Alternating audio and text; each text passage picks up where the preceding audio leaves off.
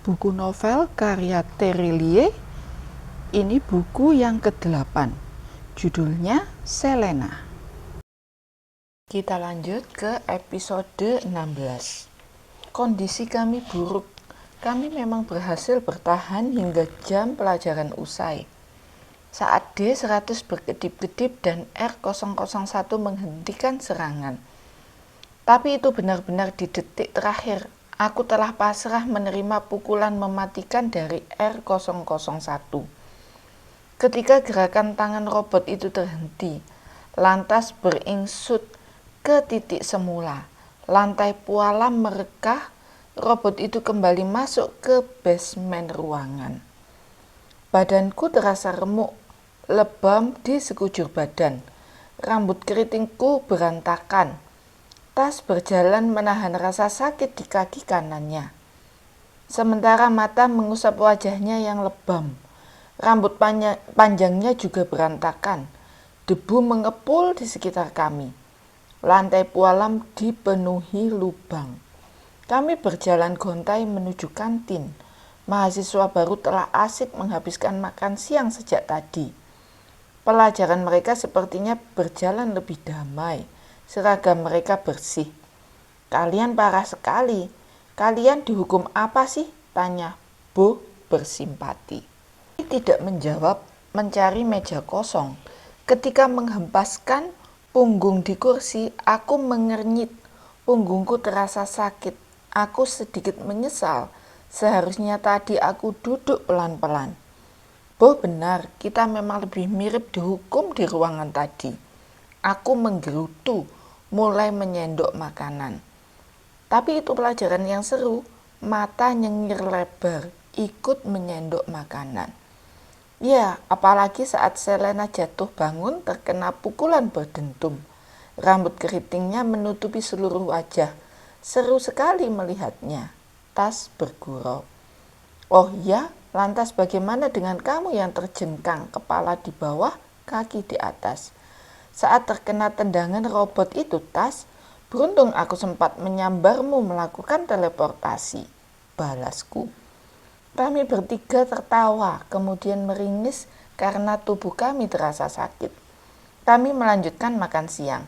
Aku minta maaf, Selena. Tas menatapku. Minta maaf untuk apa?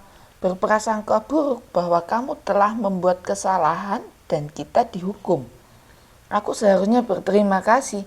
Kita tidak akan mendapatkan pelajaran teknik bertarung sehebat itu jika kamu tidak membuat masalah saat ospek.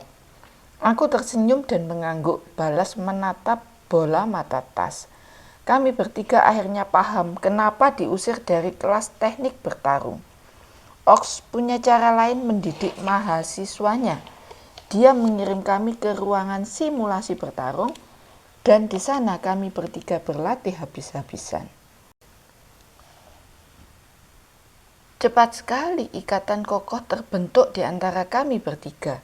Sejak pertama kali di aula kampus, acara inaugurasi itu, kami selalu bertiga, selalu kompak, saling membantu. Di mana ada aku, maka bisa dipastikan ada Mata dan Tas. Seluruh kampus mulai hafal kebiasaan tersebut. 3 sahabat yang laksana 3 bintang terang di angkatan 78. Waktu melesat cepat di kampus ABTT. Semester pertama hampir selesai. Setelah mengalami kebuntuan selama bertahun-tahun, perundingan 100 purnama akhirnya menemukan jalan keluar. Ada yang bisa menjelaskan apa yang terjadi? Aku mengacungkan tangan tinggi-tinggi. Selena, Storm menunjukku. Komite Klan Bulan sepakat menghapus dekret tentang keistimewaan pemilik kekuatan. Dengan demikian, seluruh penduduk Klan Bulan, baik penduduk biasa maupun penduduk dengan kekuatan, akan berdiri sama tinggi, duduk sama rendah di depan hukum. Tidak ada pengecualian. Terima kasih, Selena. Storm mengangguk. Perundingan 100 purnama menjadi tonggak penting era modern Klan Bulan hari ini. Perubahan sistem pemerintahan, akses atas sumber daya yang lebih adil, dan yang lebih penting lagi, toleransi dan demokrasi. tumbuh subur di kemudian hari. Meskipun tidak menutup mata, tetap saja muncul diskriminasi dan konflik horizontal di masyarakat, terutama saat individu atau kelompok ekstrim mencoba memaksakan ambisi mereka. Salah satunya tragedi Distrik 65. Ada yang bisa menjelaskan kejadian ini? Aku kembali mengacungkan tangan tinggi-tinggi bersama beberapa mahasiswa lain. Selena, Storr menunjukku. Tragedi Distrik 65 adalah pengkhianatan atas hasil perundingan, serangan sepihak yang dilakukan sisa pendukung rezim diktator para pemilik kekuatan, dipimpin oleh salah satu mantan perwira tinggi pasukan bayangan. Kejadian ini menimbulkan kekacauan di Distrik 65. Ribuan penduduk dilaporkan tewas, separuh Distrik 65 hancur lebur. Jam malam diberlakukan, dibutuhkan 3 bulan lebih memulihkan Distrik 65. Pasukan bayangan berhasil menangkap dalang penyerangan. Aku dengan lancar menjelaskan.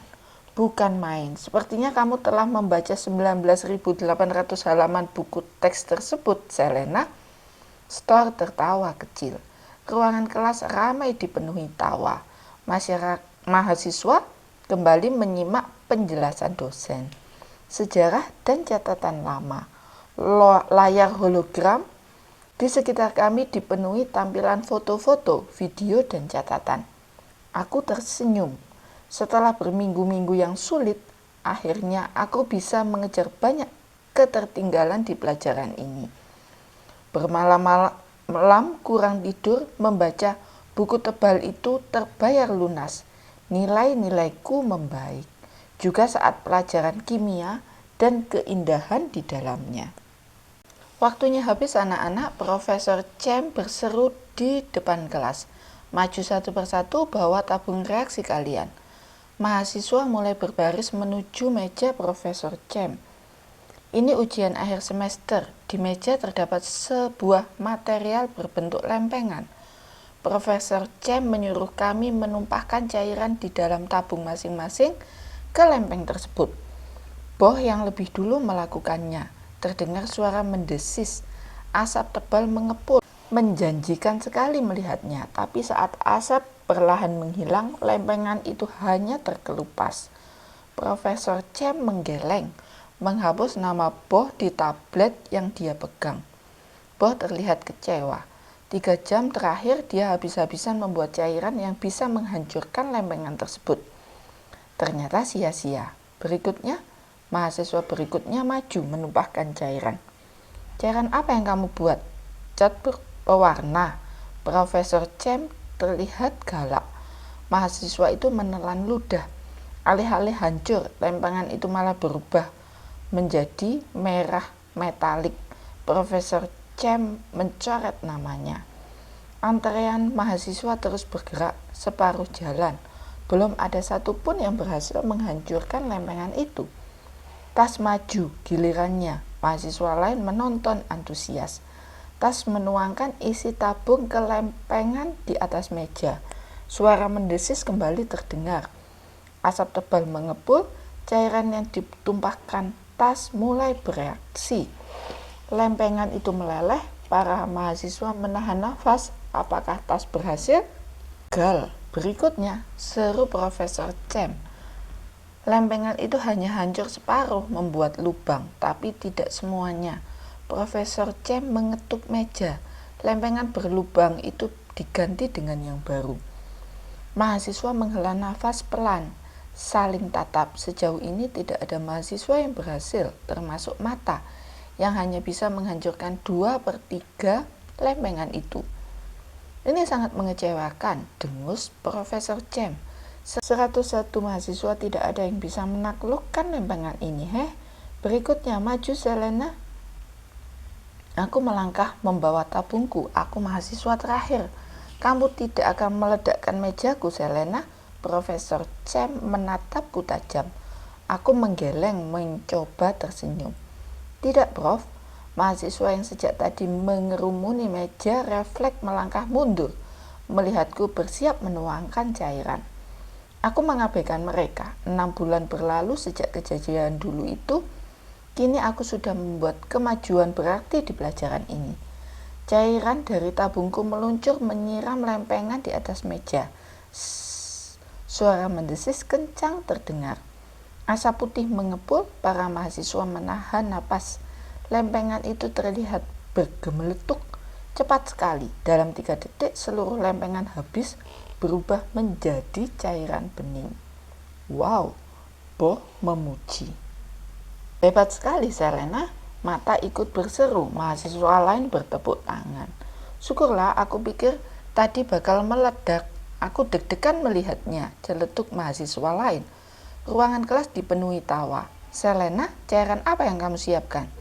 Profesor C menatapku kali ini lebih ramah. Air biasa, Prof, aku menjawab. Hanya air biasa, para mahasiswa berbisik-bisik. Mereka susah payah mencari formula untuk menaklukkan lempengan tersebut. Karena ternyata air biasa bisa melakukannya. Brilian, Selena, memang itulah jawabannya. Bagaimana kamu tahu bahwa kelemahan lempengan ini adalah air biasa? Aku memperhatikan seluruh persamaan reaksi kimia lempengan ini, Prof. Aku menemukan sebuah celah persamaan yang tidak komplit kelemahan lempeng ini. Maksudku, bagaimana kamu menemukannya, Selena? Persamaan reaksi kimia lempengan ini setebal 100 halaman. Aku sendiri yang menyiapkannya agar tidak bisa dihancurkan oleh cairan apapun, kecuali oleh air biasa, Profesor Cem menyelidik. Aku mengangkat bahu. Mungkin hanya keberuntungan, Prof. Profesor Cem tersenyum. Tidak. Itu jelas bukan keberuntungan. Matamu tajam, Selena, dan kamu pandai. Saat temanmu sibuk membuat cairan anti lempengan, mencoba berbagai persamaan reaksi, kamu sebaliknya fokus mempelajari lempengan ini, mencari kelemahannya. Ternyata sederhana sekali solusinya, bukan? Hanya air biasa. Itulah kimia sejatinya. Apakah kamu sekarang melihat keindahan di dalamnya? Aku ikut tersenyum mengangguk. Itu ujian akhir mata kuliah kimia dan keindahan di dalamnya. Aku mendapatkan nilai sempurna. Malam terasa dingin, langit gelap ditutupi awan pekat. Pukul 12 malam. Perhatikan ke depan, Selena, Bibi Gil berbisik. Aku mengangguk. Tidak perlu disuruh. Sejak tadi aku menatap dengan seksama. Kami sedang berada di tengah hutan.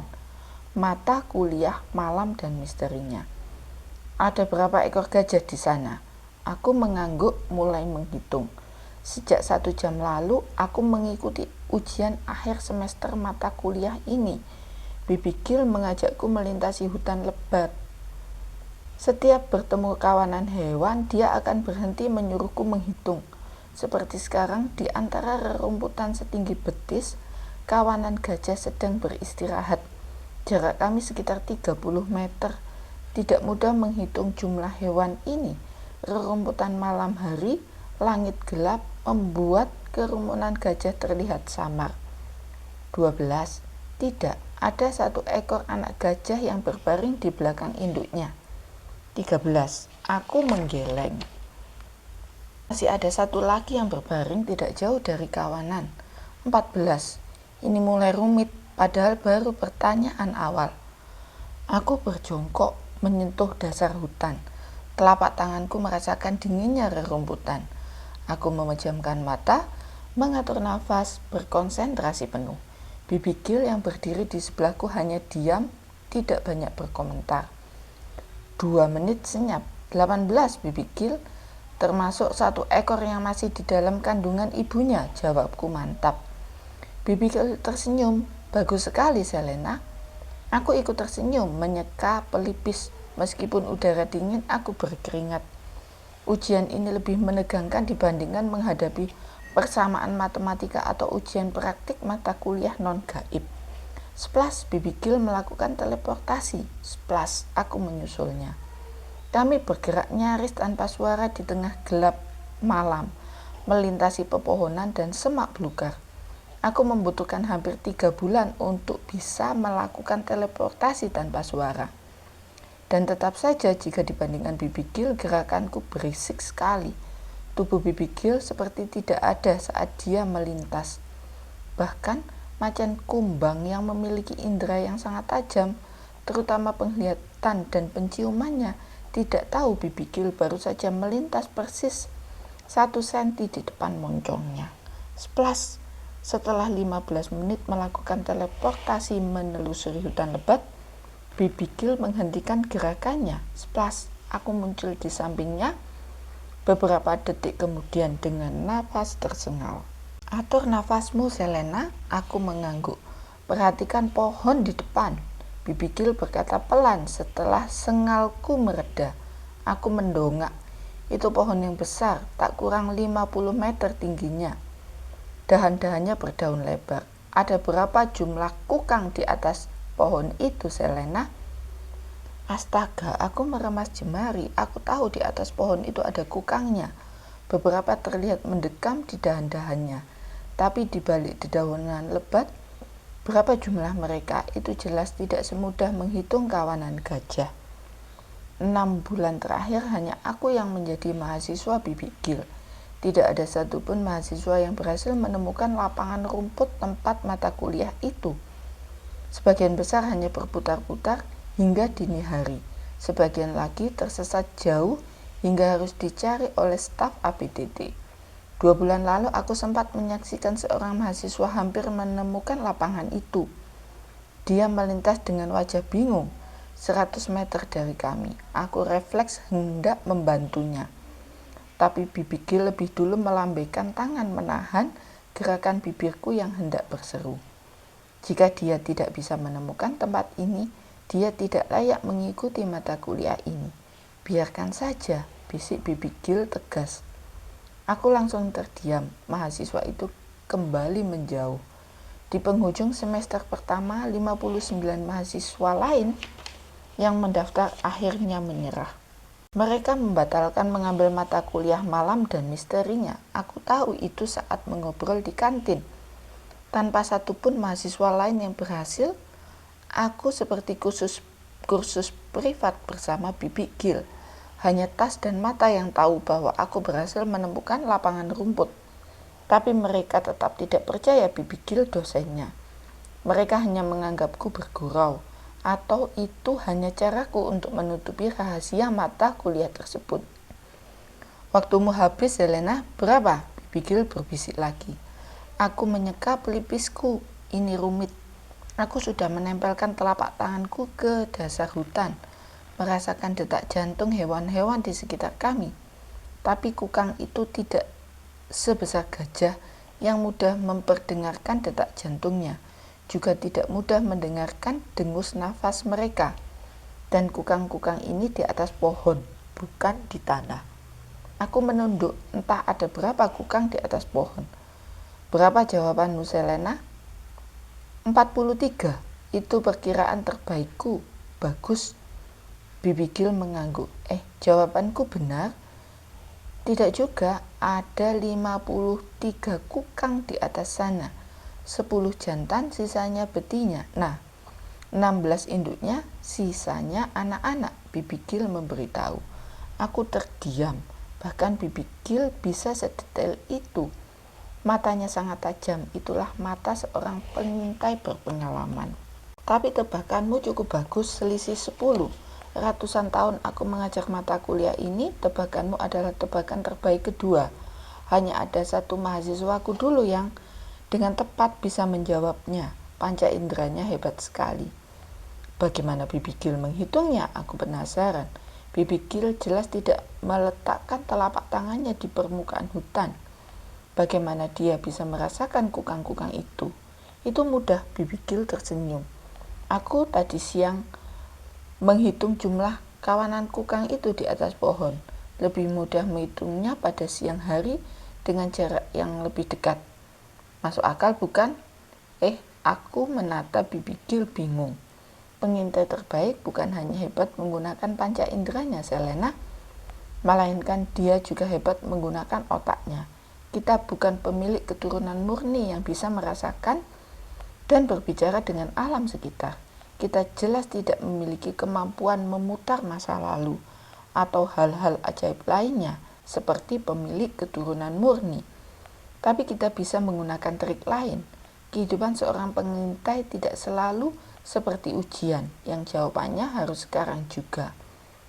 Pengintai selalu bisa mencuri waktu, menghitungnya pada siang hari misalnya. Maka kamu bisa menjawab pertanyaan tersebut. Itulah kenapa aku memuji jawabanmu. Itu tebakan yang cukup baik. Splash, Bibi Gil melesat lagi.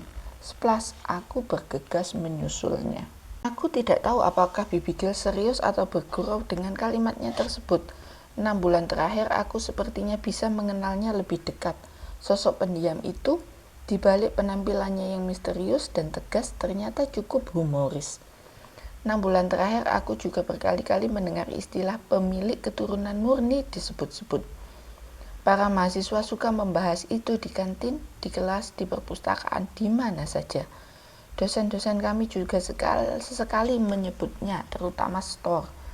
Siapa itu pemilik keturunan murni? Mereka petarung terhebat di klan bulan. Itu bukan soal keturunan, bangsawan, raja, atau apalah.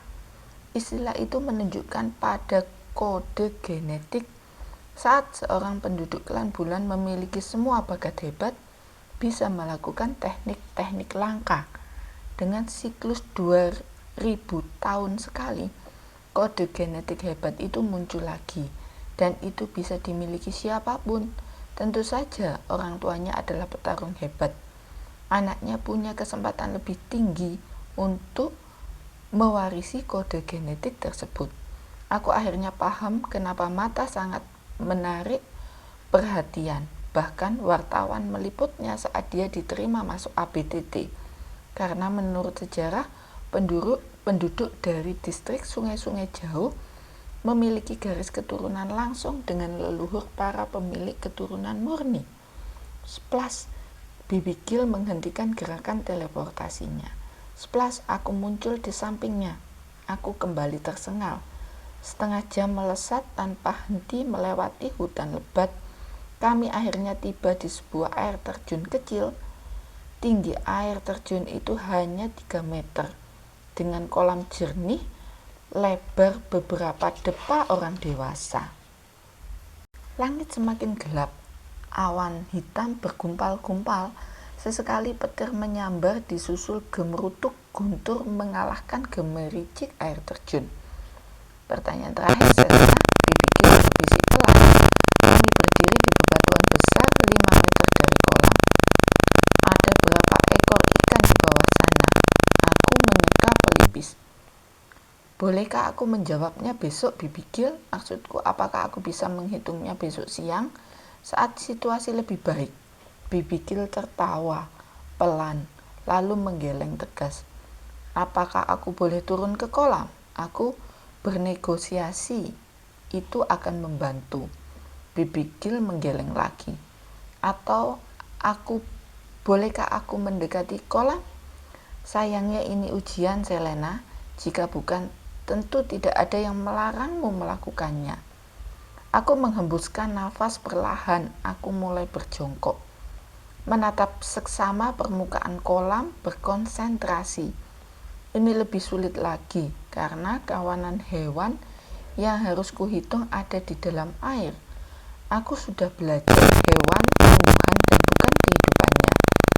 Jadi aku tahu aku takkan mendengar detak jantung karena hewan ini bernafas dengan insang. Apalagi ditingkai gemericik suara air terjun. Desah nafasnya tidak akan terdengar. Sesekali kilau sisi ikan terlihat di balik permukaan kolam yang gelap. 20, 30, 40. Beberapa kepiting merayap di tepi kolam. Juga reptil kecil yang berlarian. Satu biawak terjatuh di kolam membuat riak.